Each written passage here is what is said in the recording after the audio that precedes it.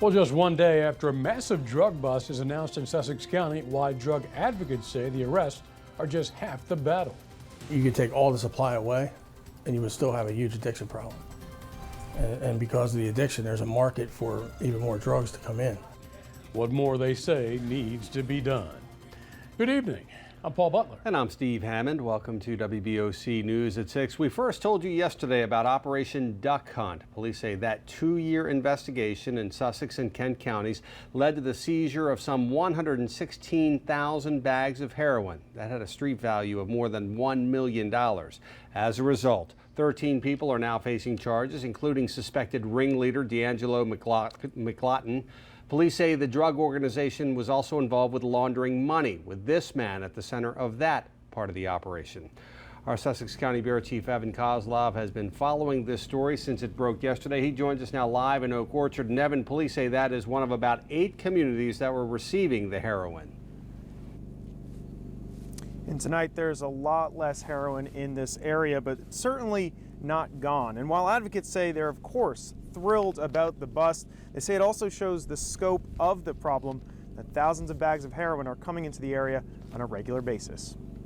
This is what the heroin epidemic looks like in southern Delaware. Thousands of bags of heroin surrounded by guns and money. At the ACE Center, Director Jim Martin says that this shows what he's been saying for years, that this epidemic is on the rise. I mean, I think there's a sea of heroin out there. And there's a huge addiction problem that we have, and then we have a huge supply problem. But in the aftermath of such a bust, he says the question arises, how much of a dent was really made through these arrests? Sharon Childress, who spent much of a decade addicted to crack cocaine, says it helps, but unfortunately it doesn't solve the root problem. Back when I was into drugs, once they'd bust one place, you go somewhere else and you could get it.